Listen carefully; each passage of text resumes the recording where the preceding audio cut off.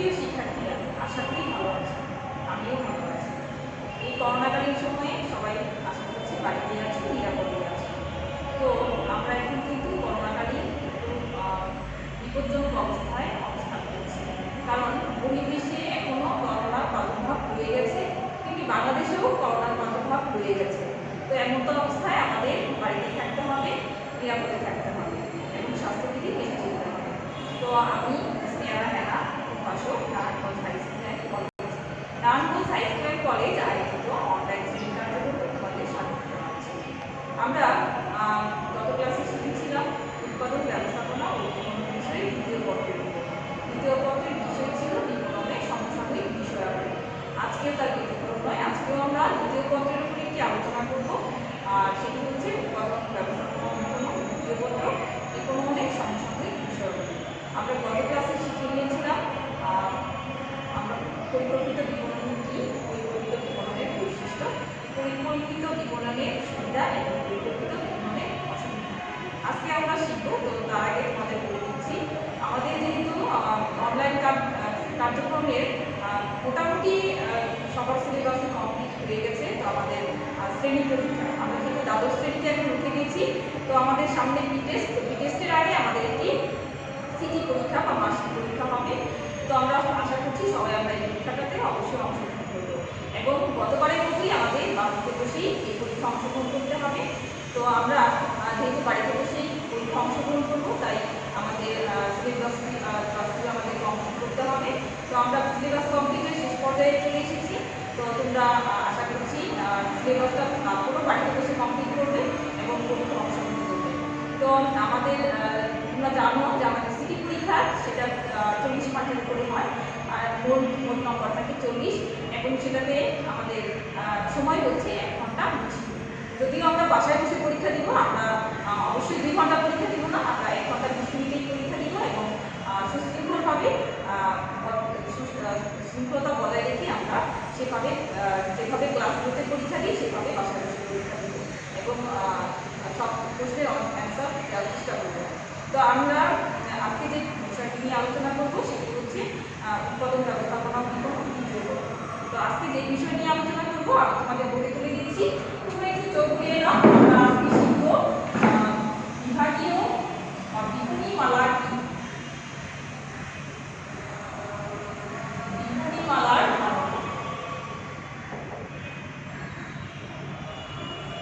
দ্বিতীয় যে বিপণীমালার সাথে সম্পৃক্ত যে বিষয়টি শিখবো বিপণীমালার বৈশিষ্ট্য।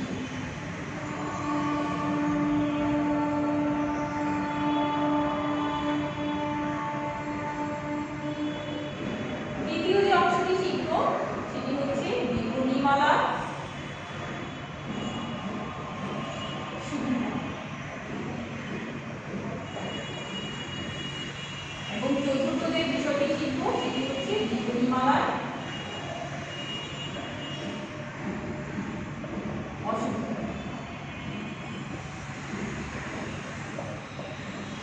আমরা প্রথমে জেনে নেই বিপণীমালা কি বা বিপণীমালার ধারণা। ইংরেজিতে একটি শব্দ আছে চেইন স্টোর, যার বাংলা শব্দ হচ্ছে বিপণীমালা। তো এই বিপণীমালা আমরা বোঝাই যাচ্ছি এটা মালা। মালা যেমন একটি পুঁথির উপর আরেকটি পুঁথি দিয়ে একটি মালা তৈরি করা হয়, তেমনি এই বিপণীমালাটাও এই মালার মতো করেই তৈরি হয়। দ্যাট মিনস একই মালিকানাধীন বা নিয়ন্ত্রণাধীন একাধিক শাখাগুলো যখন ক্রয়ের উদ্দেশ্যে বা বিক্রয়ের উদ্দেশ্যে যখন কোনো পণ্যদ্রব্য বিক্রয় করবে, সেটাই হচ্ছে বিপণীমালা। আমি তোমাদের উদাহরণস্বরূপ বলতে চাই, আমরা অনেকেই নিশ্চয়ই বা তোমরা অনেকে নিশ্চয়ই আরএফএল দোকান কিনতে গিয়েছো। তো এই আরএফএলের মালিক কিন্তু একজন, এবং সে নিয়ন্ত্রণ করে এক জায়গা থেকে, কিন্তু বিভিন্ন শাখা দোকানগুলোর মাধ্যমে আরএফএলের মালগুলো বা পণ্যগুলো বিক্রয় করা হয়। আমরা লক্ষ্য করলে দেখতে পাই সেটা কিন্তু মালিকানাধীন বা নিয়ন্ত্রণাধীন একজনই মালিক থাকে, বাট সেটা বিভিন্ন শাখা দোকানের মাধ্যমে এই পণ্যদ্রব্যগুলো বিক্রয় করা হয়, আর সেটাই হচ্ছে বিপণীমালা। আমরা উদাহরণস্বরূপ আরও বলতে পারি, শুধু যে এটা দেশের মধ্যে সীমাবদ্ধ থাকবে এরকম না, এটা দেশ বিদেশ দুই জায়গা মিলেই এই বিপণীমালাগুলো গড়ে ওঠে। যেমন আমরা কেএফসির নাম শুনেছি, বিখ্যাত খাবার প্রতিষ্ঠান। তো এই KFC যদিও এটা একটা আমেরিকান প্রতিষ্ঠান, কিন্তু এটা আমরা বাংলাদেশেও কিন্তু পেয়ে থাকি, সেটা অবশ্যই এই বিপণী মালার মাধ্যমে। কারণ এটার মালিক একজনই এবং নিয়ন্ত্রণ করে একজনই, কিন্তু সেটা বিভিন্ন শাখা দোকানের মাধ্যমে বা শাখা প্রতিষ্ঠানের মাধ্যমে এই পণ্যগুলো বা এই খাবারগুলো বিক্রয় করা হয়, সেটাই হচ্ছে বিপণী মালা। এখন আমরা বিশদভাবে আলোচনা করতে পারি, যখন কোনো কোম্পানি বা কোনো মালিকানাধীন বা নিয়ন্ত্রণাধীন একই প্রতিষ্ঠান যখন বিভিন্ন শাখা দোকানের মাধ্যমে পণ্যদ্রব্য ক্রয় বিক্রয় করা হয়, সেটাই হচ্ছে বিপণী মালা। আমরা জেনে নিলাম বিপণী মালার ধারণা। এই পর্যায়ে আমরা জানব বিপণী মালার বৈশিষ্ট্য। বিপণী মালার বৈশিষ্ট্য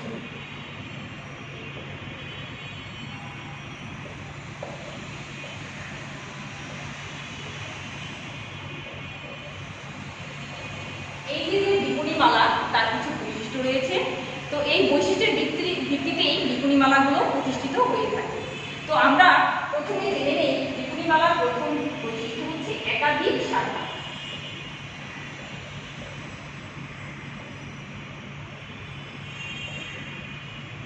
আমি আগেই বলেছিলাম যে সংজ্ঞাতে যে বিপণী মালাগুলো একই ব্যক্তি বা মালিকানাধীন প্রতিষ্ঠানের মাধ্যমে পরিচালিত হয়। তো সেক্ষেত্রে এখানে একাধিক শাখা থাকে, কারণ একাধিক শাখার মাধ্যমে দেশ এবং বিদেশ দুই জায়গাতেই একাধিক শাখার মাধ্যমে পণ্যদ্রব্যগুলো ক্রয় বিক্রয় করা হয়। কিন্তু পণ্য উৎপাদন হয় এক জায়গা থেকেই এবং সেখান থেকে বৃহৎ আকারে পণ্যদ্রব্যগুলো ক্রয় করে একটা জায়গায় রাখা হয় বা গুদামজাতকরণ করে রাখা হয় এবং সেখান থেকে বিভিন্ন ছোট ছোট ভাগে বিভক্ত করে বিভিন্ন শাখা দোকানগুলোতে ভাগ করে দেওয়া হয় এবং সেভাবে পণ্যদ্রব্যগুলো বিক্রয় করা হয়। আমরা দ্বিতীয় যে অংশটি জানবো সেটি হচ্ছে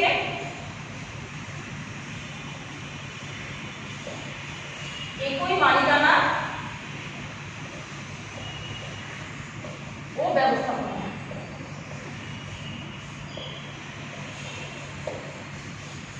আমি আগেই বলেছিলাম যে বিপণী মালাগুলো একই মালিকানাধীন এবং একই ব্যবস্থাপনায় পরিচালিত হয়। সেক্ষেত্রে মালিক একজনই থাকে এবং ব্যবস্থাপনাও একজন থাকে এবং সেক্ষেত্রে একই মালিকানাধীনের মাধ্যমে বিপণী মালাগুলো গড়ে ওঠে এবং সেভাবেই বিপণী শাখাগুলোতে তাদের কার্যক্রম পরিচালনা করা হয়। তৃতীয় যে অংশটি দেখতে পাচ্ছি সেটি হচ্ছে অবস্থান।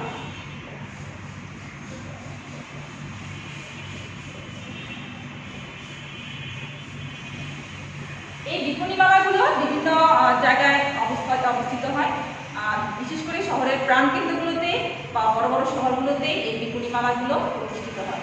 কিন্তু যখন শাখা দোকানগুলো হয় সেগুলি বৃহৎ আকারে হয় না, ছোট ছোট দোকান আকারেই হয়। সেক্ষেত্রে দেখা যায় এগুলো ছোট ছোট শহরগুলোতেও গড়ে ওঠে।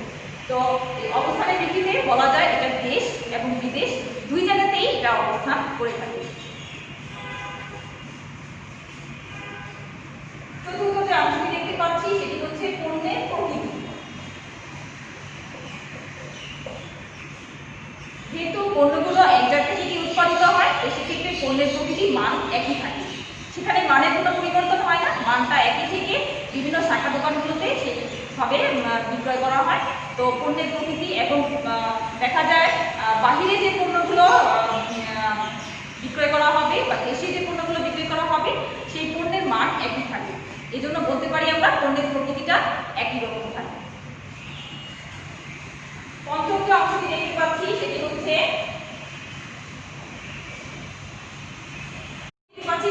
অবস্থান। তো যেহেতু বিপণী মালাগুলো বড় বড় শহরগুলোতে স্থাপিত হয় এবং সেখানে পণ্যগুলো উৎপাদিত হয় এবং বিক্রয়ের উদ্দেশ্যে সেখানে বিভিন্ন ছোট ছোট শহরগুলোতে শাখা স্থাপিত হয়ে এবং শাখার মাধ্যমে পণ্যগুলো বিক্রয় করা হয়। সেক্ষেত্রে দেখা যায় শহরগুলোতে অবস্থান করে এবং শাখাগুলো বিভিন্ন ছোট ছোট শহরগুলোতে স্থাপিত হয় এবং ক্ষুদ্র এটি যেহেতু দেশ এবং বিদেশ দুই জায়গাতেই এই বিপণন ব্যবস্থাটা চালু থাকে, সেক্ষেত্রে দেশ এবং বিদেশ দুই জায়গাতেই এর অবস্থান নিশ্চিত হয়। তো আমরা চতুর্থ যে অংশ দেখতে পাচ্ছি সেটি হচ্ছে পণ্যের প্রকৃতি।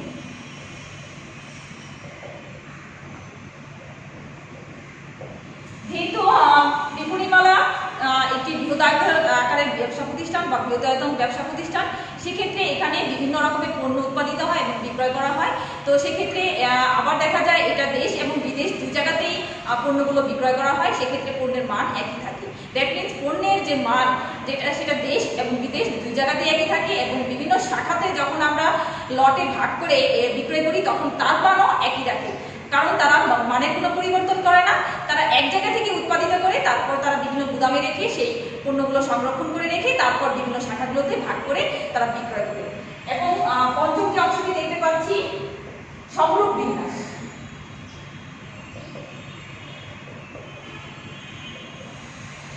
সমরূপ বলতে বোঝাই যাচ্ছে একই রূপ। দ্যাট মিনস মূল যে শাখা বা মূল যে উৎপাদনকারী প্রতিষ্ঠান সেখানে যেরকম পণ্য উৎপাদিত হবে, সেম ডিজাইন, সেম মান এবং সেম একই রকম, তেমনি শাখাগুলোতে একই রকম পণ্য বিক্রয় করা হবে। তাদের কোনো মানের কোনো পরিবর্তন হবে না, ডিজাইনের কোনো পরিবর্তন হবে না, কিন্তু পরিমাণে দেখা যায় তারতম্য ঘটে। কারণ দেখা যায় বিভিন্ন শহরগুলোর চাহিদার ভিত্তিতে সেখানে তারা বিভিন্ন শাখাতে পণ্যগুলো ভাগ করে দেওয়া হয়, কিন্তু মানের ক্ষেত্রে বা ডিজাইনের ক্ষেত্রে বা একই মানের ক্ষেত্রে সব ধরনের একই রকম থাকে। ষষ্ঠটি যে অংশ দেখতে পাচ্ছি ক্রয় ও বন্টন প্রণালী।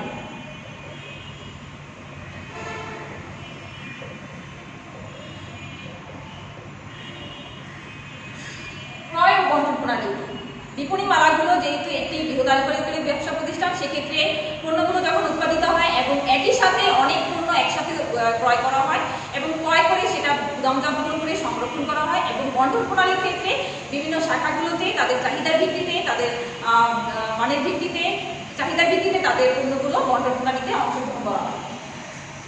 সপ্তম যে অংশটি দেখতে পাচ্ছি সেটি হচ্ছে একই পণ্যের মূল্য।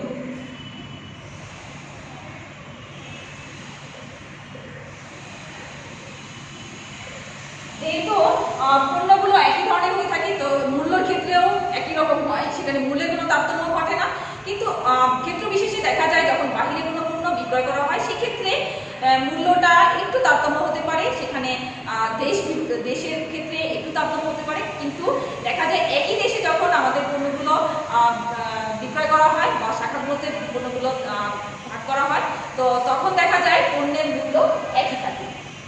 তো আমরা জেনে নিলাম বিপণীমালার বৈশিষ্ট্য। তো আমরা এই পর্যায়ে জানবো বিপণীমালার সুবিধা। জানবো বিপণীমালার সুবিধা। তো যেহেতু ক্রয় বিক্রয় ক্রেতা এবং বিক্রেতা দুই পক্ষ অবস্থান করে, তো সেক্ষেত্রে ক্রেতার দৃষ্টিকোণ হবে একরকম এবং বিক্রেতার দৃষ্টিকোণ হবে আরেক রকম। তো ক্রেতার দৃষ্টিকোণ থেকেও সুবিধা রয়েছে আর বিক্রেতার দৃষ্টিকোণ থেকেও সুবিধা রয়েছে। তো আমরা আলাদাভাবে এটা আলোচনা করবো, কারণ ক্রেতা চিন্তা করবে একরকম, বিক্রেতা চিন্তা করবে আরেক রকম। সেক্ষেত্রে ক্রেতার দৃষ্টিকোণ থেকে কি ধরনের সুবিধা সেটা আমরা আগে জেনে নিব। তো ক্রেতার দৃষ্টিকোণ থেকে সুবিধাগুলো হচ্ছে সময় ও শ্রম হ্রাস।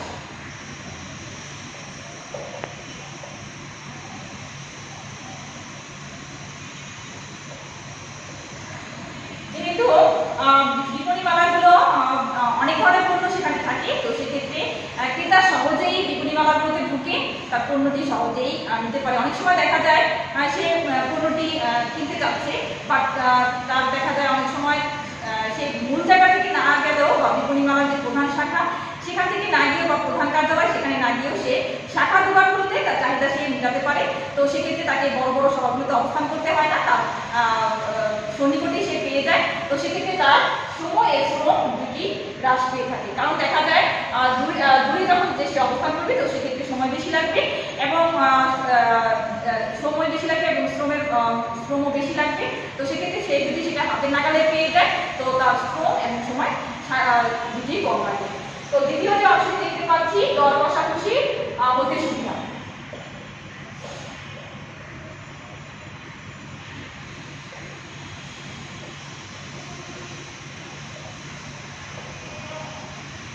বিপণী মালার পণ্যগুলো ফিক্সড প্রাইস হয়ে থাকে, নির্ধারিত মূল্যের দোকান হয়ে থাকে। তো সেক্ষেত্রে এখানে যা মূল্য লেখা থাকে ক্রেতাকে সেই মূল্য দিয়েই পণ্য ক্রয় করতে হয়, সেক্ষেত্রে এখানে দর কষাকষির কোনো সুযোগ থাকে না। তো দেখা যায় সে ভালো মানের পণ্যটি তার নির্ধারিত দামের মাধ্যমে সে পেয়ে থাকে। তো সেক্ষেত্রে এখানে দর কষাকষি কোনো ঝামেলা থাকে না। তো দ্বিতীয় যে অংশটি দেখতে পাচ্ছি মানসম্মত পণ্য সম্পর্ক।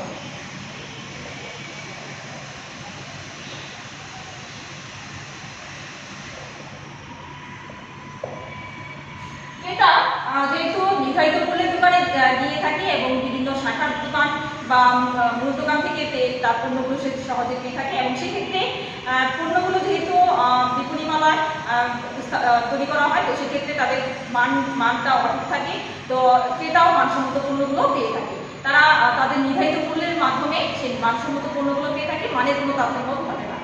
চতুর্থতে অংশটি দেখতে পাচ্ছি আকর্ষণীয় পরিবেশ।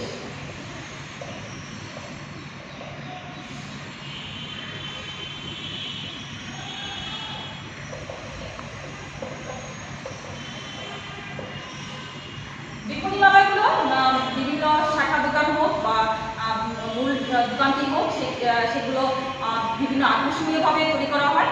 দেখা যায় বিভিন্ন সাজসজ্জা বা এসি বা সব কিছুই সুবিধা তাদের দিয়ে থাকে। তো সেক্ষেত্রে সেখানে একটি আকর্ষণীয় পরিবেশ বিরাজ করে এবং ক্রেতা সে ঘুরে ফিরে একটা আকর্ষণীয় পরিবেশের মাধ্যমে তার পণ্যটি সে সহজে পেয়ে থাকে।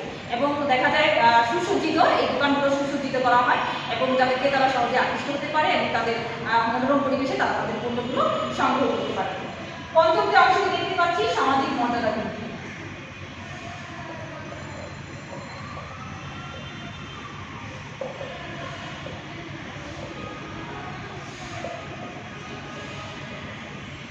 দেখা যায় এখানে একটু উচ্চবিত্ত সম্পন্ন ব্যক্তিরাই তারা এখানে কেনাকাটা করে। তো তো দেখা যায় তাদের যখন তারা একটু ভালো মানের পণ্য কিনে এবং ভালো পরিবেশে তারা পণ্য কিনে, তারা আলটিমেটলি তাদের একটু সামাজিক মর্যাদা বৃদ্ধি পায়। সেক্ষেত্রে দেখা যায় সমাজের অন্যান্য ব্যক্তিরা তাদের একটু ভালো চোখে দেখে, তারা একটু ভালো মানের পণ্য ব্যবহার করে, তাদের একটু ভালো চোখে দেখে, তো সেক্ষেত্রে তাদের সামাজিক মর্যাদা বৃদ্ধি পায়।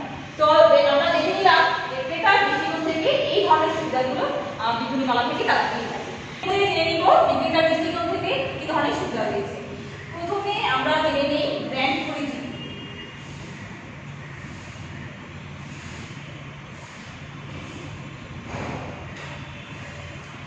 এই ব্র্যান্ড পরিচিতিটা হচ্ছে পণ্যের যে ব্র্যান্ড থাকে সেটা, যেমন KFC, এটা আমরা ব্র্যান্ড শুনলেই বুঝতে পারছি যে এটা দেশ এবং বিদেশ বিভিন্ন জায়গাতে এটা অবস্থিত এবং একটা ব্র্যান্ড।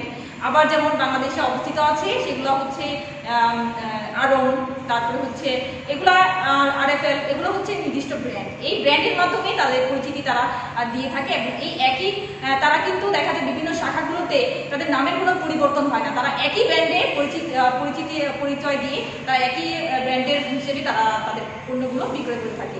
যেমন RFL যদিও এক জায়গা থেকে পণ্য উৎপাদিত হচ্ছে, কিন্তু শাখাগুলোতে আমরা RFL এর পণ্যই পেয়ে থাকি এবং RFL হিসেবেই পরিচিতি পেয়ে থাকি। তেমনি আড়ংয়ের ক্ষেত্রেও তাই, কিন্তু ব্র্যান্ডের কোনো আলাদা নাম থাকে না, তো একই নামে তারা তাদের পণ্যগুলো বিক্রয় করে থাকে। সেক্ষেত্রে তাদের দেখা যায় বিক্রেতারা তাদের একই ব্র্যান্ডে পরিচিত হওয়ার কারণে তারা বিক্রয় পরিমাণটা তাদের আলটিমেটলি বৃদ্ধি পেয়ে থাকে। দ্বিতীয় যে অংশটি দেখতে পাচ্ছি ক্রেতা আকর্ষণ।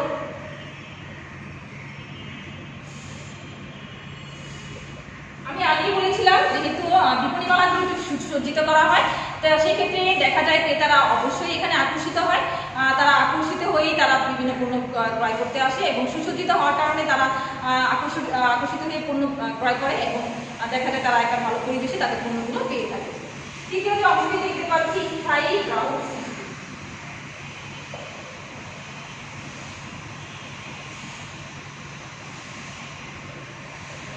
যেহেতু এই বিপণীমালাগুলো যখন কোনো নির্দিষ্ট ব্র্যান্ডেই পরিচিতি লাভ করে, তো দেখা যায় একজন ক্রেতা যখন একটি ভালো মানের পণ্য তারা পেয়ে থাকে, তখন তারা স্থায়ী ক্রেতায় সৃষ্টি হয়ে যায়। তখন তারা ভবিষ্যতে যখন পণ্যটি কিনবে তখন তারা এই পণ্যই কিনতে চায়, তো দেখা যায় আলটিমেটলি তাদের স্থায়ী গ্রাহকে তারা সৃষ্টি হয়ে থাকে, ভবিষ্যতেও তারা পণ্য এখান থেকেই ক্রয় করতে চায়। চতুর্থ যে অংশটি দেখতে পাচ্ছি নগদ বিক্রয়। যেহেতু এটি একটি নির্দিষ্ট মূল্যের বিপণী ব্যবস্থা, তো সেক্ষেত্রে এখানে নগদেই বিক্রয় করা হয়, এখানে বাকি কোনো সুযোগ থাকে না। তো দেখা যায় বিক্রেতা সকল পণ্যই নগদে বিক্রয় করে থাকে, তাই তার দেখা যায় বিক্রয় করতেও তার সময় সুবিধা হয়ে থাকে। পঞ্চম যে অংশটি দেখতে পাচ্ছি সেটি হচ্ছে বৃহদায়ন ক্রয়ের সুবিধা।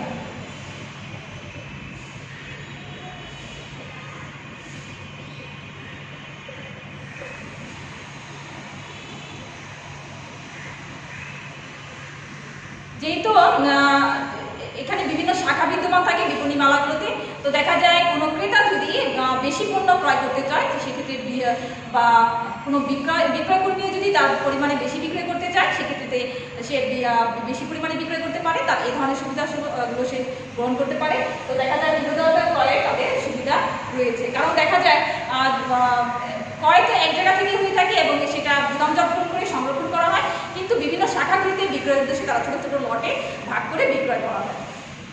ষষ্ঠ যে অংশটি দেখতে পাচ্ছি স্বল্প প্রসার ব্যয়।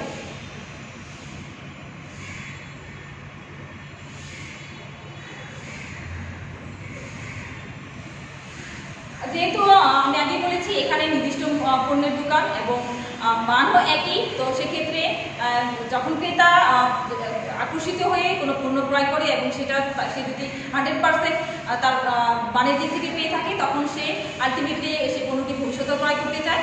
এবং বিভিন্ন শাখাগুলো বিভিন্ন জায়গায় অবস্থিত হওয়ার কারণে এখানে আলাদাভাবে বিজ্ঞাপন দেওয়ার প্রয়োজন হয় না, সেক্ষেত্রে কোনো প্রসারের প্রয়োজন হয় না। পণ্যটি সম্পর্কে আগেই ক্রেতাগণ অবহিত হয়ে থাকে, সেক্ষেত্রে আলাদা প্রসারের কোনো খরচ হয় না। সেখানে সব প্রসার ব্যয়টা নাই বললে চলে, সেক্ষেত্রে এখানে স্বল্প প্রসার ব্যয় সংগঠিত হয়। তো আমরা জেনে নিলাম বিক্রেতার দৃষ্টিকোণ থেকে এই ধরনের সুবিধাগুলো রয়েছে। আমরা এই পর্যায়ে জানবো বিপণীমালার অসুবিধা। তো যেহেতু বিপণীমালাগুলো বিভিন্ন দেশ বিদেশ দু জায়গায় অবস্থিত হয়ে থাকে, সেক্ষেত্রে এখানে যেমন কিছু সুবিধা রয়েছে, অসুবিধাও রয়েছে। ভালো মন্দ মিলেই সব কিছু। তারপর অসুবিধাগুলো আমরা দেখি বুঝে নেই। তো প্রথম যে সেটা হচ্ছে মূলধনের অভাব।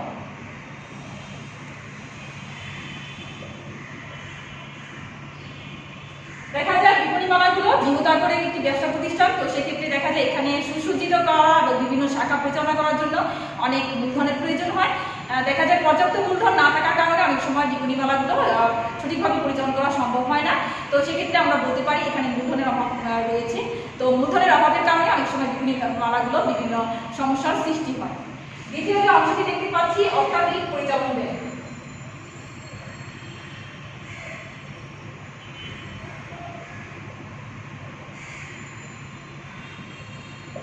যেহেতু বিভিন্ন শাখা বিদ্যমান থাকে, তো পরিচালন করতে পরিমাণটা বেড়ে যায়, কারণ বিভিন্ন শাখাগুলো যখন বিভিন্ন জায়গায় অবস্থিত থাকে, তো সেক্ষেত্রে পণ্যগুলো বিভিন্নভাবে লটে লটে ভাগ করে সেটা বিভিন্ন জায়গায় পৌঁছানোর জন্য পরিচালন ব্যয়টা বেড়ে যায়। তাই আমি বলতে পারি যে বিপণীমালার আরেকটি সমস্যা হচ্ছে অত্যাধিক পরিচালন ব্যয়।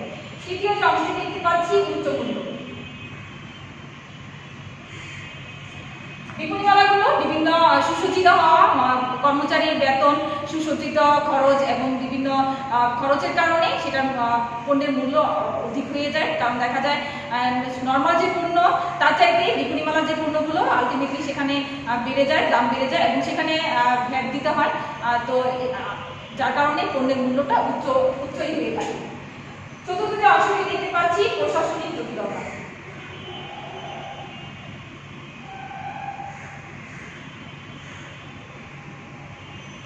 বিপণীমালাগুলো দেশ বিদেশ দুই জায়গায় পরিচালিত হয়, তো সেক্ষেত্রে দেখা যায় অনেক সময় প্রশাসনিক জটিলতার সৃষ্টি হয়। কারণ দেখা যায় বাহিরে যে পণ্যগুলো প্রেরণ করা হয়, সেক্ষেত্রে দেখা যায় বিভিন্ন ঝামেলার সৃষ্টি হয়। তো সেক্ষেত্রে দেখা যায় এখানে বিভিন্ন ধরনের প্রশাসনিক ঝামেলাগুলো সৃষ্টি হয় এবং প্রশাসনিক জটিলতা সৃষ্টি হয়ে থাকে।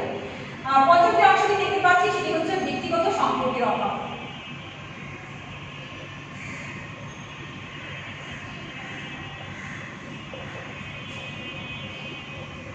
বিপণীমালাগুলোতে ক্রেতা ঢুকে তার প্রবেশ করে তার পণ্যগুলো ক্রয় করে থাকে, তো সেক্ষেত্রে ক্রেতা এবং বিক্রেতা অনেক সময় সম্পর্ক নাই বলেই চলে। সেখানে দেখা যায় ক্রেতা তার পণ্যটি পছন্দ করে সে তার মূল্য প্রেরণ করে বা পে করে সে তার পণ্যটি নিয়ে আসে। তো সেক্ষেত্রে দেখা যায় এখানে তাদের ভাবের বিনিময় হয় না। তো দেখা যায় আলটিমেটলি তাদের ব্যক্তিগত সম্পর্কের কিছু ঘাটতি থাকে, তো ক্রেতা বিক্রেতার মধ্যে সম্পর্ক সৃষ্টি হয় না। ষষ্ঠ যে অংশটি দেখতে পাচ্ছি দ্রুত সিদ্ধান্ত গ্রহণের অভাব।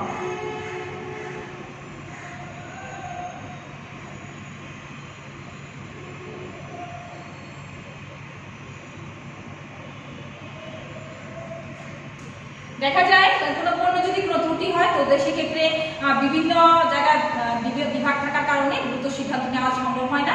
তো যার কারণে দ্রুত সিদ্ধান্ত অভাবের কারণে কোনো পণ্য সঠিকভাবে প্রেরণ করা যায় না এবং বিভিন্ন সমস্যার সৃষ্টি হয়। যার কারণে দ্রুত সিদ্ধান্ত মান ঠিক থাকে। সপ্তম যে অংশ দেখতে পাচ্ছি দুর্নামের সম্ভাবনা।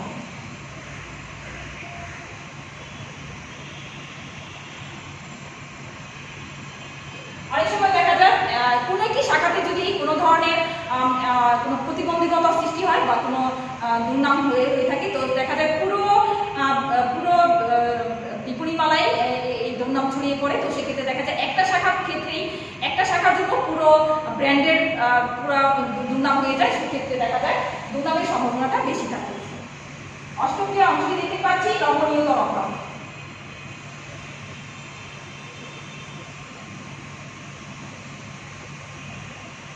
দেখা যায় বিপণীমালাগুলোতে যথেষ্ট নমনীয়তার অভাব বিদ্যমান থাকে, কারণ সেখানে দেখা যায় ক্রেতা বিক্রেতা তার পছন্দ মতো পণ্য ক্রয় করে সে তার মূল্য দিয়ে পে করে থাকে। তো সেক্ষেত্রে এখানে তাদের মধ্যে যে নমনীয়তা সেই বিষয়টি থাকে না, তো দেখা যায় সেখানে নমনীয়তার অভাব বিদ্যমান থাকে। নবম যে অংশটি দেখতে পাচ্ছি সাধারণ ভোক্তা অনীহা।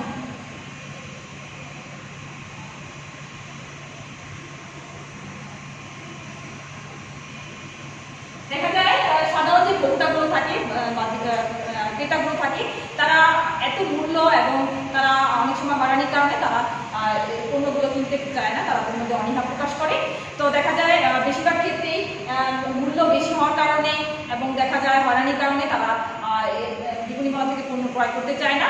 তো দেখে নিলাম আমরা যে বিপণীমালার অসুবিধাগুলো। যদি আমরা ভবিষ্যতে আমরা সফল ব্যবসায়ী হতে চাই বা ব্যবসা প্রতিষ্ঠান গড়ে তুলতে চাই বা বিপণীমালা সংগঠন বা গড়ে তুলতে চাই, তো সেক্ষেত্রে আমরা এই সমস্যাগুলো চিহ্নিত করতে হবে এবং সমস্যাগুলো চিহ্নিত করে সমাধান করতে হবে। তবে আমরা একজন সফল ব্যবসায়ী হতে পারবো, সফল উদ্যোক্তা হতে পারবো। আর আশা করছি সবাই মনোযোগ দিয়ে ক্লাসটি উপভোগ করেছো এবং বুঝতে পেরেছো। আর যেহেতু আমি আগে ক্লাসের শুরুতে বলেছিলাম, আমাদের যেহেতু অক্টোবরের ফার্স্ট উইকে আমাদের সিটি পরীক্ষা, তো আমরা সিটি পরীক্ষার জন্য এই অঙ্কটা অবশ্যই ভালো করে পড়বো এবং পড়ে আমরা ভালোভাবে অ্যান্সার দেওয়ার চেষ্টা করবো, লেখার চেষ্টা করবো, তবে আমরা ভালো ফলাফল পাবো। আর সবাই তোমরা বাড়িতেই থাকবে এবং নিরাপদে থাকবে, আর সবাই একে অন্যের সহযোগিতা করবে। আর এখন যেহেতু আমরা করোনার সময় অবস্থান করছি, আমাদের নৈতিক দায়িত্ব হচ্ছে একে অপরকে সাহায্য করা। আর আমাদের মধ্যে যদি নৈতিকতা না থাকে, তাহলে আমরা ভবিষ্যতে একজন ভালো মানুষ হিসেবে গড়ে উঠতে পারবো না। আমাদের প্রতিদিনের শপথ থাকবে, আমরা প্রতিদিন একটা করে হলেও ভালো কাজ করব এবং যখন আমরা হতে পারবো, তখন আমাদের টার্গেট থাকবে আমরা প্রতিদিন সবসময় সত্য কথা বলবো, কখনো মিথ্যে কথা বলবো না এবং একে অপরকে সাহায্য করবো। এবং প্রতিদিন একটা করে ভালো কাজ করলে যখন আমরা সফল হব, তখন আমাদের আরও টার্গেট থাকবে আমরা প্রতিদিন 2টা করে ভালো কাজ করবো। এইভাবে করতে করতে যখন আমরা একটা ভালো পর্যায়ে চলে আসবো, তখন আমাদের মধ্যে ভালো মনুষ্যত্ব কাজ করবে। আমরা তখন খারাপ কোনো দিকে দাবিতে হব না এবং ভালো মানুষ হিসেবে গড়ে উঠবো। এবং আমাদের শপথ থাকবে আমরা সবাই ভালো মানুষ হিসেবে গড়ে উঠবো। কারণ যেহেতু আমরা জন্মগ্রহণ করেছি, একসময় আমাদের মৃত্যুবরণ করতে হবে, কাজে আমরা প্রতিদিন ভালো কাজের মধ্যেই আমাদের সময়গুলো ব্যয় করবো। সবাই ভালো থেকো, সুস্থ থাকো, নিরাপদে থাকো।